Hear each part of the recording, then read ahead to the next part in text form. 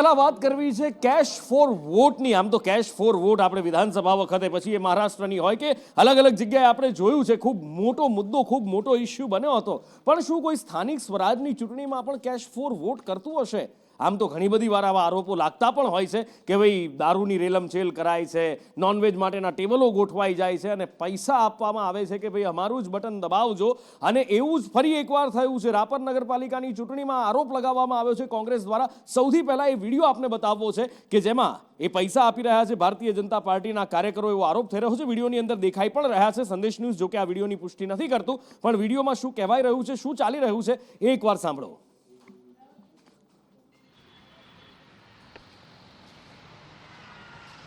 Card કે આધાર card ભેગું રાખજો, ફૂલ માથે બટન દબાવવાનું, 4 બટન દબાવીને છેલ્લે એક દબાવવાનું, ઓકે કરવાનું। આવો આ નિશાન હશે હો। ચૂંટણી કાર્ડ કે આધાર કાર્ડ ભેગું રાખજો, ફૂલ માથે બટન દબાવવાનું, 4 બટન દબાવીને છેલ્લે એક દબાવવાનું, ઓકે કરવાનું। આવો આ નિશાન હશે હો। ચૂંટણી કાર્ડ કે આધાર કાર્ડ ભેગું રાખજો, ફૂલ માથે બટન દબાવવાનું, 4 બટન પ્રતિક મારી સાથે લાઈવ જોડાયા છે। પ્રતિક, વિધાનસભાની ચૂંટણીમાં કેશ ફોર વોટ વગેરે વગેરે સાંભળ્યું છે, પણ સ્થાનિક સ્વરાજની ચૂંટણી, વાત સ્થાનિક સ્વરાજની ચૂંટણીની થઈ રહી છે, એમાં કોઈ બેમત નથી। નગરપાલિકાની ચૂંટણી હોઈ શકે છે, કારણ કે વિડીયોમાં એવું કહેવાય છે 4 બટન દબાવજો, કારણ કે વોર્ડમાં 4 ઉમેદવાર હોય, ફૂલ માથે બટન દબાવજો અને પછી છેલ્લું બટન દબાવજો। પણ આ જે દાવો કરવામાં આવી રહ્યો છે, કોંગ્રેસ જે કહી રહી છે, એમાં સત્ય કેટલું છે? નુપુર, આ વિડીયો છે રાપર નગરપાલિકાના સ્થાનિક ગામનો વિડીયો છે ને ભાજપના એક કાર્યકર્તા આ પ્રકારના નોટની લાગણી કરતો હોય તેવો વિડીયો કોંગ્રેસે જાહેર કર્યો છે ને કોંગ્રેસે આક્ષેપ કર્યા છે કે ચૂંટણી પંચ મુખ પ્રેક્ષક છે। પરંતુ જ્યારે પણ ચૂંટણીની જાહેરાત થતી હોય છે નુપુર, ચૂંટણી પંચના અધિકારીઓ જ્યારે પણ જાહેરાત કરતા હોય છે ત્યારે તેઓ દાવો કરતા હોય છે કે ક્યાંય પણ કોઈ પણ પ્રકારની ગેરરીતિ નહીં થાય, નિષ્પક્ષ રીતે ચૂંટણી થવા દઈશું પ્રકારના। પરંતુ જ્યારે પણ આવા વિડીયો અથવા તો આવી વાતો સામે આવતી હોય છે ત્યારે એ અધિકારીઓ મુખ પ્રેક્ષક બની જતા હોય છે અને કોઈ પણ પ્રકારની કાર્યવાહી નથી કરતા। આ વિડીયો સંદેશ ન્યૂઝની સ્ક્રીન ઉપર ચાલી રહ્યો છે અને ભાજપ કોંગ્રેસના નેતાઓ અનેક પ્રકારની રજૂઆતો કરી છે વહીવટી તંત્રમાં, પણ હજુ સુધી કોઈ પણ પ્રકારની કાર્યવાહી નથી કરવામાં આવી। ચૂંટણી પંચના અધિકારીઓ દ્વારા કોઈ પણ પ્રકારની કાર્યવાહી નથી કરવામાં આવી, જે બતાવી રહ્યું છે કે કેટલી હદે નિષ્પક્ષ ચૂંટણી યોજાવાની છે, કારણ કે અનેક પ્રકારના દાવા કરવામાં આવતા છે, પરંતુ જ્યારે પણ આવી વાતો સામે આવતી હોય છે ત્યારે અધિકારીઓનું મોઢું છે તે સેવાઈ જતું હોય છે, જેના કારણે આ પ્રકારની ચૂંટણીઓમાં આવી ગેરરીતિ થતી હોય છે। અત્યાર સુધીમાં આપણે જોયું છે કે વિધાનસભા હોય કે લોકસભાની ચૂંટણીમાં કેસ ફોર વોટ થતું હોય છે, પરંતુ હવે તો એ હદે પરિસ્થિતિ વણસી ગઈ છે કે સ્થાનિક સ્વરાજ્યની ચૂંટણી એટલે કે નગરપાલિકાની ચૂંટણીમાં પણ આ પ્રકારના કેસ ફોર વોટ કરવાની સ્થિતિનું સર્જન થયું છે। એનું એકમાત્ર કારણ એ છે કે ચૂંટણી પંચની નિષ્ક્રિય કામગીરી જ્યારે પણ જોવા મળતી હોય છે ત્યારે આ પ્રકારની પ્રવૃત્તિઓને વેગ મળતો હોય છે અને ન માત્ર એક જગ્યાએ પરંતુ અલગ અલગ જગ્યાએ આ પ્રકારની પ્રવૃત્તિ થતી હોય છે। એટલે કોંગ્રેસ દ્વારા રજૂઆત કરવામાં આવી છે કે ચૂંટણી પંચ છે તે નિષ્પક્ષ કામગીરી કરે ને આવી ગેરકાયદેસર પ્રવૃત્તિ જ્યાં પણ થતી હોય ત્યાં આગળ રોક લગાવવામાં આવે, જેથી કરીને ચૂંટણી છે તે શાંતિ અને નિષ્પક્ષ માહોલમાં યોજાઈ શકે। શાંતિ અને નિષ્પક્ષ માહોલમાં ચૂંટણી યોજવાની વાત થઈ રહી છે। બીજી બાજુ આવા વિડીયો વાયરલ થઈ રહ્યા છે અને એની સાથે સાથે નિષ્પક્ષ તો છોડો, બિનહરીફ ચૂંટણી લગભગ 10% તો બિનહરીફ ચૂંટણી થઈ ચૂકી છે। અને એ કેવી રીતે થઈ છે આપણે જોઈએ છીએ ને હજી છેલ્લી ઘડી સુધી પક્ષ પલટા હજી પણ ચાલે છે। જે ઉમેદવારો હોય એ ઉમેદવારો પણ પક્ષ પલટા કરીને ભારતીય જનતા પાર્ટીમાં જોડાય છે। અને બીજી બાજુ આવા વિડીયો વાયરલ થઈ રહ્યા છે। હિતેન્દ્રભાઈ અમારી સાથે જોડાયા છે। હિતેન્દ્રભાઈ, રાપર નગરપાલિકાનો વિડીયો હોવાનું કહેવાય રહ્યું છે, ગળામાં ખેસ છે ભારતીય જનતા પાર્ટીનો અને કહી રહ્યા છે 4 બટન દબાવજો અને છેલ્લું બટન દબાવજો, ફૂલ ઉપર આંગળી દાબજો। કોઈ સ્પષ્ટીકરણ આપવા માંગશો આ બાબતે? જો ચૂંટણીમાં આવા પ્રકારના કેટલાક પ્રતિસ્પર્ધીઓ દ્વારા અથવા ફેક વિડીયો પણ જોવા મળતા હોય છે, અમે એની તપાસ કરી રહ્યા છીએ। ભારતીય જનતા પાર્ટીનો કોઈ કાર્યકર્તા આ પ્રકારની પ્રવૃત્તિમાં હોય નહીં, તેમ છતાં એની પૂછતા પછી સાચી ખબર પડે। મને લાગે છે કે હાર ભાડી ગયેલી કોંગ્રેસનું આ કાવતરું છે। એટલે સ્વાભાવિક રીતે ભારતીય જનતા પાર્ટી મતદારોને પૈસા નથી આપતી, સીધા ઉમેદવારોને જ ઉપાડી લે છે। એ આ વિકાસની રાજનીતિના નયા આયામથી આદરણીય નરેન્દ્રભાઈ મોદી સાહેબના નેતૃત્વમાં ભારતીય જનતા પાર્ટીએ છેલ્લા 10 વર્ષમાં જે પીરસ્યું છે એને આધારે સતત ને સતત આ વિકાસની રાજનીતિને જનતા સમર્થન આપી રહી છે, ત્યારે ફ્રસ્ટ્રેશનમાં આવેલી કોંગ્રેસ અને કોંગ્રેસના નેતાઓ આ પ્રકારના બાલિશ પ્રયત્નો કરે છે। ભારતીય જનતા પાર્ટી એને કરેલા કામનું રિપોર્ટ કાર્ડ લઈ અને જનતાની વચ્ચે જાય છે। પાછલા વર્ષોમાં જે રીતે ગુજરાતમાં સર્વાંગી વિકાસ થયો છે ખાસ કરીને સ્થાનિક સ્વરાજની સંસ્થાઓમાં એને જે સ્વાયત્તતા મળી છે, જે પ્રમાણેનું એનું સ્ટ્રેન્થનિંગ થયું છે, એ રીતે સર્વવ્યાપી સમર્થન ભારતીય જનતા પાર્ટીને મળી રહ્યું છે. આગામી નગરપાલિકાઓની ચૂંટણીમાં પણ ભારતીય જનતા પાર્ટી ભારે બહુમતીથી વિજય થવાની છે. ત્યારે ક્યાંક ને ક્યાંક કોઈ જ્ઞાતિ જાતિ પંથ પ્રાંત એના આધારે બેસવાનો વિડીયો આપણે જોયા હતા. અહીંયા પણ આવો બાલિશ પ્રયત્ન લાગે છે. ચાલો હિતેન્દ્રભાઈ, ઘણું બધું આપે કહ્યું, પણ ઉમેદવારોને જ ઉપાડી લેશે કે કેમ એ સવાલનો જવાબ નહીં આપે. પણ આભાર, સંદેશ ન્યૂઝ માટે આપણે સમય ફાળવ્યો, અમારી સાથે ચર્ચા કરી અને આ બાબતે આપણે સ્પષ્ટીકરણ આપ્યું. ભલે પૂરું સ્પષ્ટીકરણ ન મળ્યું, પણ આપણે સમય ફાળવ્યો એ બદલ ખૂબ ખૂબ આભાર. તો કોંગ્રેસે આ એક બાજુ ભારતીય જનતા પાર્ટીના નેતા છે, પ્રવક્તા છે હિતેન્દ્રભાઈ કહી રહ્યા છે કે આ કોંગ્રેસનું એક ષડયંત્ર છે, અને સામે કોંગ્રેસ આરોપ લગાવી રહી છે કે ભારતીય જનતા પાર્ટીની તો આ જૂની ફિતરત છે. ભારતીય જનતા પાર્ટી પ્રત્યે કોનું વલણ રાખવું, આજનો જ આપને એક ભારતીય જનતા પાર્ટીના જે એજન્ટો, એમના ઉમેદવારો ખુલ્લેઆમ રૂપિયા લઈ રૂપિયા જે મતદારોને વિતરણ કરી રહ્યા છે, છતાં પોલીસ તંત્રની અને ચૂંટણી કમિશનરની ઊંઘ નથી ઉડતી. અત્યારે આ વિડીયો વાયરલ થયા પછી પણ અત્યારે એ વ્યક્તિઓ ખુદ એ વિસ્તારમાં વિતરણ કરી રહ્યા છે. વોર્ડ નંબર 1ના રતનપરા વિસ્તારનો આ વિડીયો છે. ત્યાં ભારતીય જનતા પાર્ટીના અમુક લોકો અને એમની સાથે એમના મળતિયાઓ દ્વારા જનતાને, પબ્લિકને પૈસાની લાલચ આપી અને વોટ નાખવા, ભાજપના ફ્લેવરનો વોટ નાખવા આ વિડીયોમાં દબાણ કરાઈ રહ્યું છે. પણ મેં એવું સાંભળ્યું છે કે ભારતીય જનતા પાર્ટી દ્વારા એવા નિવેદનો આવ્યા છે કે જે આ લોકો છે એ અમારા નથી. તો આમાં આ ગઈકાલની ભાજપની સભામાં જે વોર્ડ નંબર 1ના 2 કોર્પોરેટરો છે બેઠા છે, એમની સાથે એ ભાઈ સભામાં હાજર છે. કચ્છ જિલ્લાના સાંસદની આ સભા હતી, એમાં એ ભાઈ સભામાં પણ હાજર છે.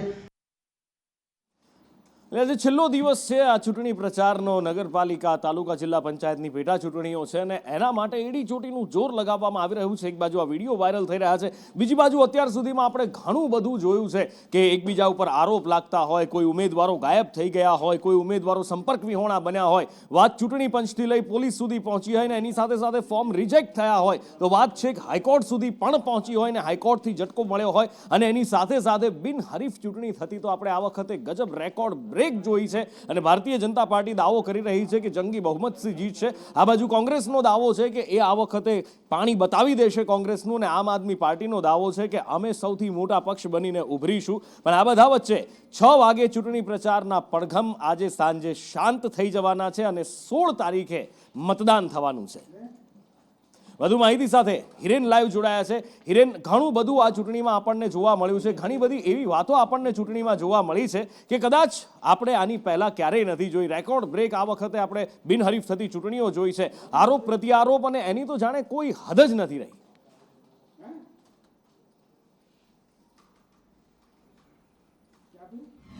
વાગે આ તમામ સ્થાનિક સ્વરાજ્યની સંસ્થાઓ માટેની જે ચૂંટણી છે એના પ્રચાર પડઘમ શાંત થઈ જશે, અને તે પહેલાં બંને પક્ષો એડી ચોટીનું જોર લગાવી રહ્યા છે.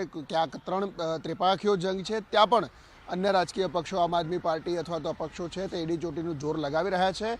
ઓવરઓલ જોઈએ તો પરમ દિવસે સવારે જે મતદાન થશે એમાં જે આંકડો અત્યાર સુધી સામે આવ્યો છે એ પ્રકારે 5084 ઉમેદવારો આ રાજ્યમાં જે સ્થાનિક સ્વરાજ્યની સંસ્થાઓ છે, જૂનાગઢ મહાનગરપાલિકા, નગરપાલિકાઓ, અન્ય ખાલી પડેલી તાલુકા પંચાયતની બેઠકો, નગરપાલિકાની બેઠકો, પેટા ચૂંટણીઓ, આ તમામ બેઠકો માટેના જે કુલ ઉમેદવારો છે એ 5084 બેઠકો જે ઉમેદવારો છે એ આ ચૂંટણીમાં મેદાને છે.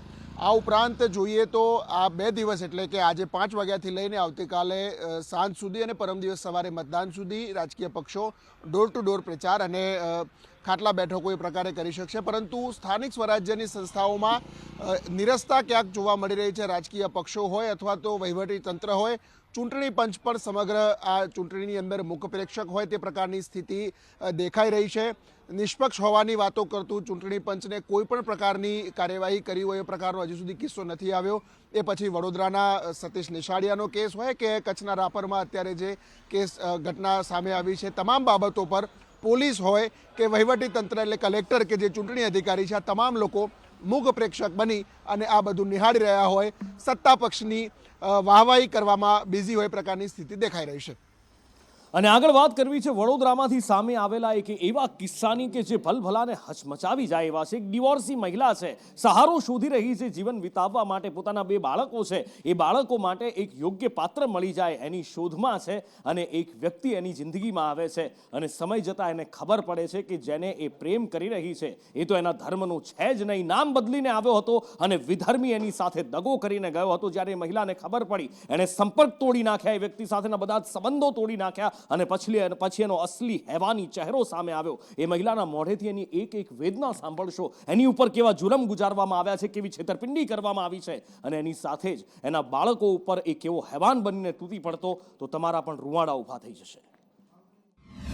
મારી સાથે જેને મેરેજ કર્યા છે, મનોજ નામે હિન્દુ બનીને આવીને મારી સાથે મેરેજ કર્યા, એ છે મોમેડન. અને પછી મને ખબર પડ્યા પછી એને ખબર પડી કે મને ખબર પડી ગઈ છે, અને પછી મારઝોડ ચાલુ કરી દીધી અને પછી મને મૂકીને જતો રહ્યો. એનો ગુનો નોંધાવાય છે. મારા છોકરાઓ સાથે પણ મારઝોડ કરે, મને પણ જેમ ફાવે તેમ. પછી બહુ સહન કર્યું. પછી આ તો એના ઘરે જતો રહ્યો. તો હવે મેં કીધું કેસ કરવા જાઉં છું, તો એની બૈરી જોડે મળીને મને ધમકી આલે છે મારી નાખવાની. તો પછી સાહેબ, મારા છોકરા છે નાના, મારે તો કરવી પડે ને કમ્પ્લેન. આ માણસ એક નંબરનો અયાસ માણસ છે, છોકરીઓને ફસાવે છે કે મારી સરકારી જોબ છે, આમ છે તેમ છે. પછી એક છૂટી જાય એટલે બીજી છૂટી જાય એટલે ત્રીજી, એવું છે. આવી કેટલી છોકરીઓને ઘણી બધી છોકરીઓને ફસાવી છે એને. છોકરાઓ સાથે સ્ટાર્ટિંગમાં સારો હતો, પછી મારપીટને એવું ચાલુ થઈ ગયું અને છોકરાઓના કપડાં કાઢીને બહાર મોકલી દે. અચાનક વર્તાવ બદલવાનું શું કારણ? મને ખબર પડી ગઈ કે મોમેડન છે.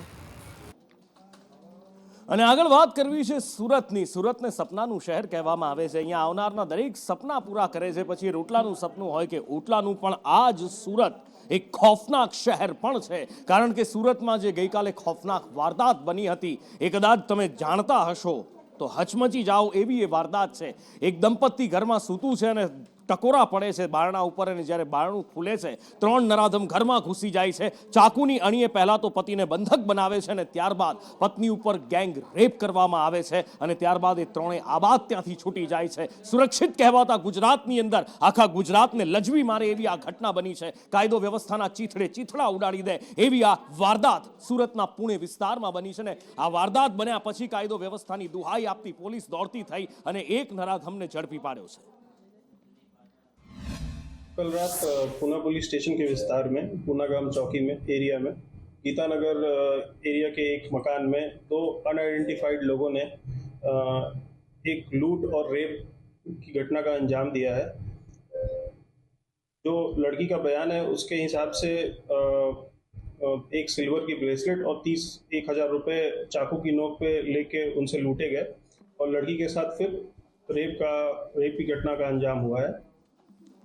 આજકાલ રાજ્યમાં ડીજેનો તરખાટ જબરજસ્ત જોવા મળે છે. ગઈકાલે આપણે જોયું કે ડીજે વાગ્યું અને એક સ્કૂલમાંથી પોપડા પડી ગયા હતા. સ્કૂલનું બાંધકામ નબળું નહોતું, પણ ડીજેનો અવાજ એવો જોરદાર હતો એવું કહેવામાં આવ્યું. અને આજે ડીજે વાગ્યું અને મધમાખીઓ ઉડી. એ મોટી મધમાખી, જેને ટેકનિકલ ભાષામાં હોર્નેટ કહેવામાં આવે છે, એ મધમાખીઓ ઉડી અને અલગ અલગ વિસ્તારની અંદર એ મધમાખીઓ ફેલાઈ ગઈ. ડીજે વાગતા એની ધ્રુજારીથી આ મધમાખીઓ ઉડી હતી. પશુઓને કરડી, 20 લોકોને કરડી છે. મહીસાગરનો આ કિસ્સો છે. ખાનપુરના ડોડાવટા ગામે આ ઘટના બની છે કે જેમાં લોકો મધમાખીથી ત્રાહિમામ પોકારી ગયા, પણ એ મધમાખી ઉડવા પાછળનું કારણ હતું ડીજે.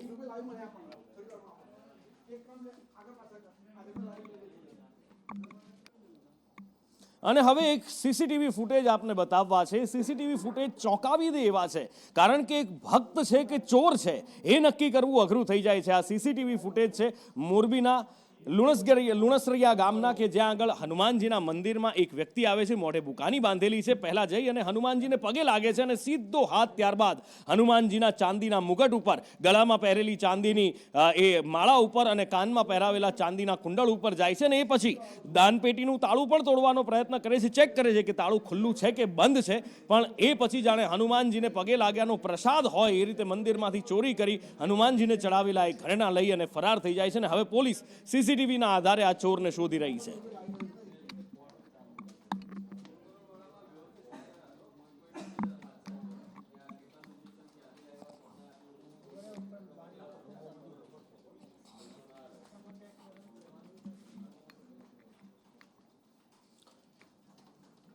અને હવે વાત કરવી છે રાજકોટના પ્રયાગરાજ પ્રવાસ અને એમાંથી ઊભા થયેલા વિવાદની. વિવાદ વકર્યો અને સામે કાઉન્ટર પણ આવ્યું, એવું કાઉન્ટર કે જે કદાચ કોઈએ વિચાર્યું જ ના હોય.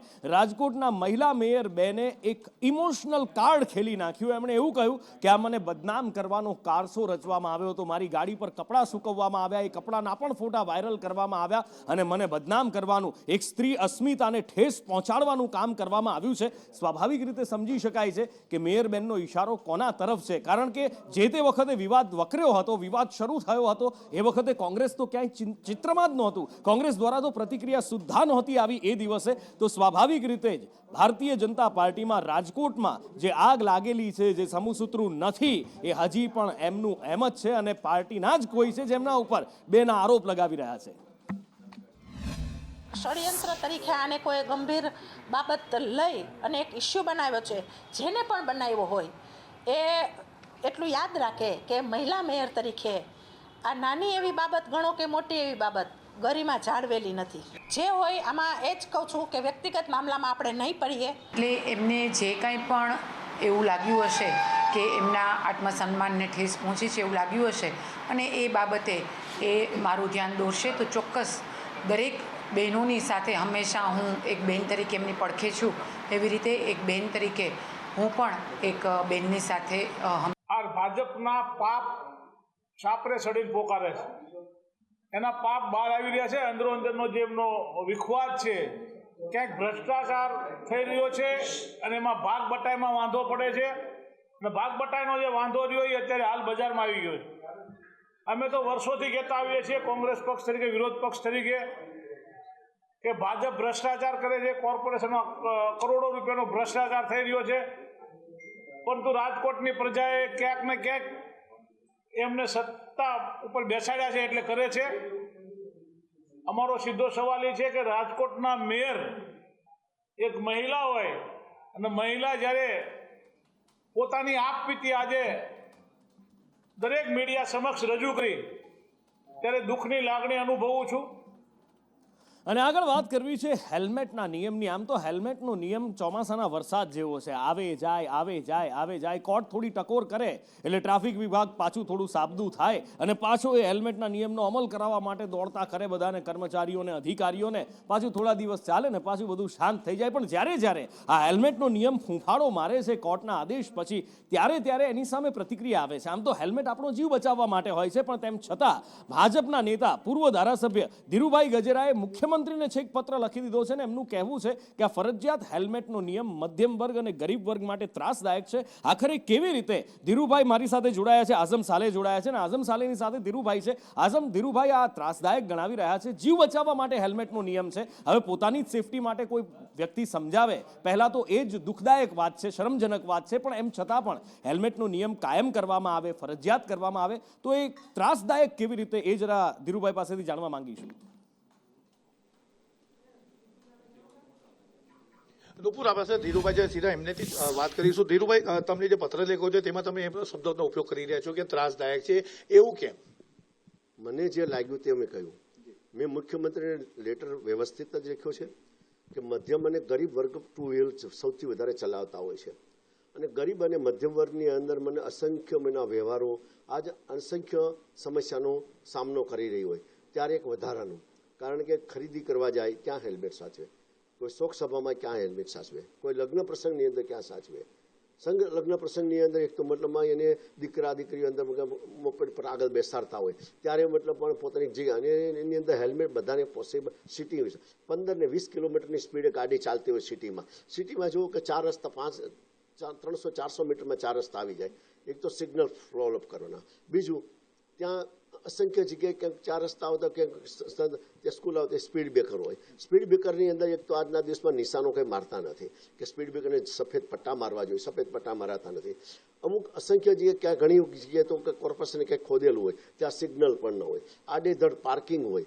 આજે સિટીમાં ગાડી તમારી 10-15 કિલોમીટરની સ્પીડે ચાલતી શકતી નથી. એમાં તમે હેલ્મેટનો કાયદો લાવો. એક તો આજે મધ્યમ અને ગરીબ વર્ગ તમે જાણો છો લગભગ 50-60-70% માણસોને કંઈક ને કંઈક દવા ચાલતી હોય.